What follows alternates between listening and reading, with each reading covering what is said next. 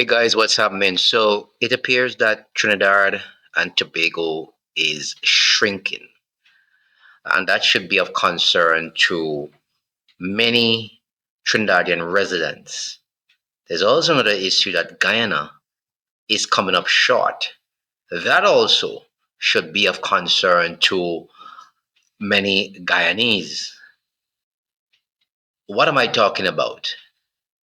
Well, the challenge of producing and retaining engineers is playing out in two different ways in these countries, in Trinidad and Tobago and Guyana.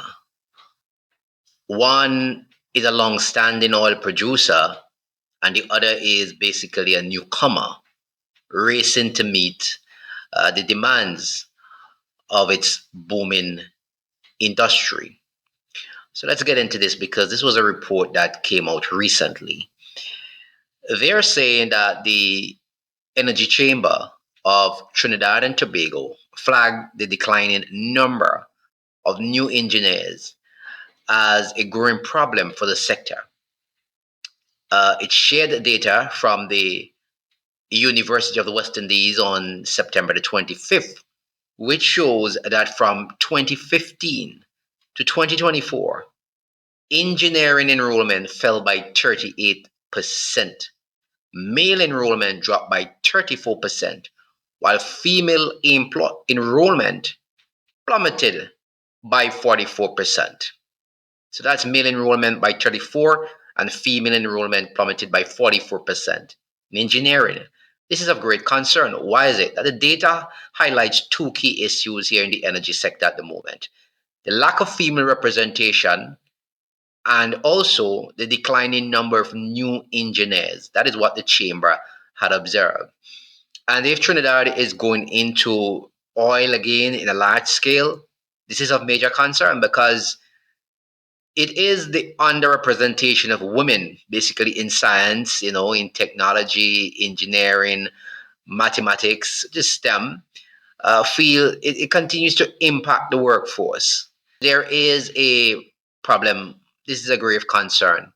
And so, what the chamber has linked is that the number of factors, such as changes in the Gates funding, the impact of the COVID-19 on the academic performance as well of students, and a declining birth rate that has reduced the pool of students entering the universities. This is really, really of great concern. Less graduate output from the university thus create challenges, however, which can have a cyclical effect. It explained because when the industry activity slows, graduates struggle to find jobs. And when projects arise, companies face shortages. So that gap has been compounded by experienced engineers leaving Trinidad and Tobago to work abroad.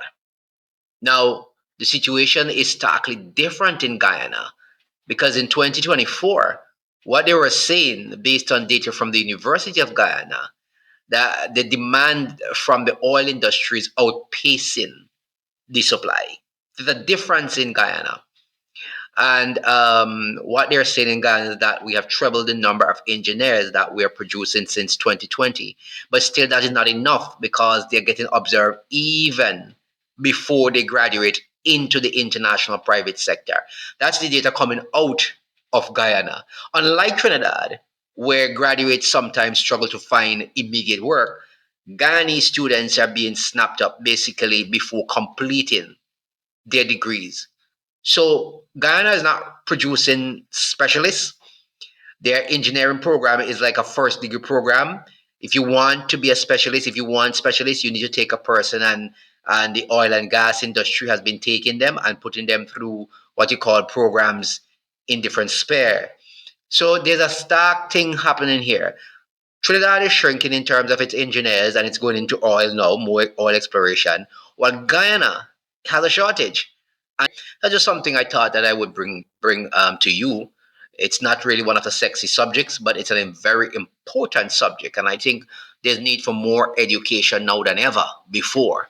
So I hope you will like this. Share your comments in the section below as well. Remember to like, share, and subscribe to the channel.